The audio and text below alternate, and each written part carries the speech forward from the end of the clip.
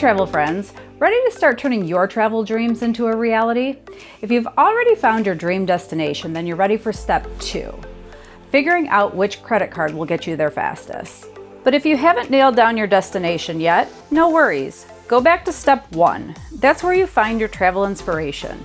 You could take my travel style quiz, watch my video on choosing your perfect getaway, or browse my destinations page to get some ideas. Once you've found your sweet spot, come right back here, because this is where the fun really starts.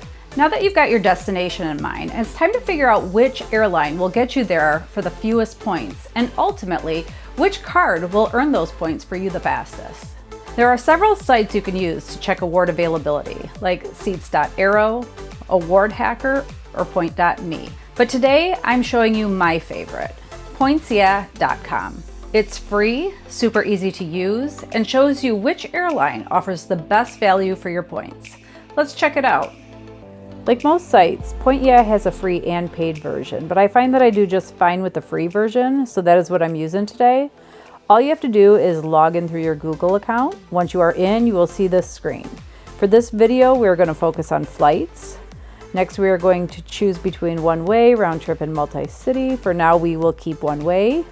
I'm going to leave it on one passenger because I am just researching flights today.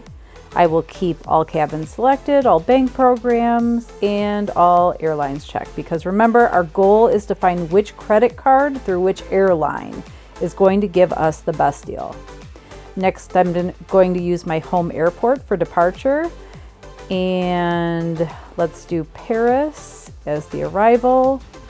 If you're not familiar with airport codes, you can always start typing the city name and then select the airport. We are then going to put in some dates. I generally book 330 days out, so we will choose October, and we will pick the 16th through the 19th. Remember, this is only a one-way flight, so this range is not for our departing and returning dates. It's simply a range of dates that I'm willing to depart for the flight. I do want to make a couple quick notes here while our flights are loading. First, award space, which is the availability for booking flights with points, is generally made available 330 days in advance. And once these seats are gone, they are gone. So the sooner you book your flights, the better. And second, the more flexible you are able to be with your dates, the more likely that you are going to be able to find that sweet deal. Okay, let's see what we've got. Now, before we dive into the flights, I want to explain a couple different parts of the website. On this top bar, we have some additional filters we can add. I personally like to keep my searches open as possible, so I try not to use them. The only one I may use is stops, because I have kids. I try to fly direct as often as possible. This next row allows you to see the flights with the lowest points and the lowest taxes possible for each day. By clicking the left or right arrow, you can load the next 4 days or the previous 4 days if you don't see any good deals and have the flexibility in your schedule. Down here we have a sort filter. I'm just going to keep it at points lowest to highest though. Okay, now let's take a look at our flights. Here on the left, we see that we have a non-stop flight through Air France Flying Blue, which is always nice.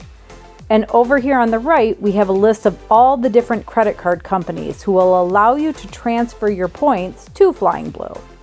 For this flight, it is 25,000 points and $102 for taxes. So if you want to go to Paris, this would be a great deal, and any one of these travel cards can get you there.